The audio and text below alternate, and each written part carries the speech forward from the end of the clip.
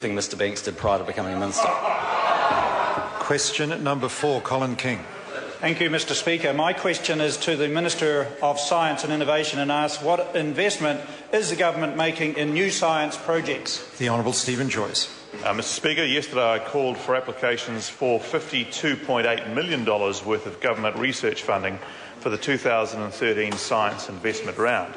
This research funding is another part of the government's annual $1.25 billion cross-portfolio investment in science and innovation. Science and innovation are major drivers of progress and key strands of the government's business growth agenda.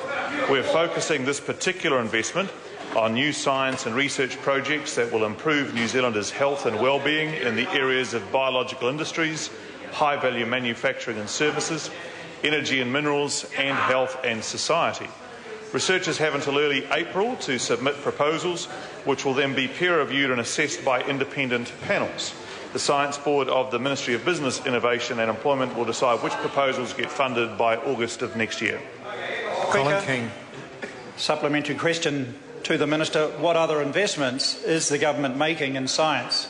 The Honourable Stephen Joyce. Speaker, almost too many to mention. Last month saw the launch of the Great New Zealand Science Project to encourage New Zealanders to get involved in identifying our biggest science challenges.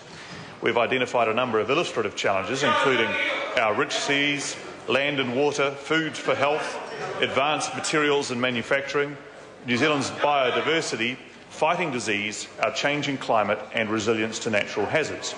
We are seeking the public and the science community to put forward their ideas, and we are in April next year, following public engagement and expert advice from a panel chaired by the Prime Minister's Chief Science Advisor. Cabinet will decide which science challenges will be funded to make the biggest difference to New Zealand's future. Question number 5, Jacinda Ardern. Mr Speaker, my question is to the Minister for Social Development and asks,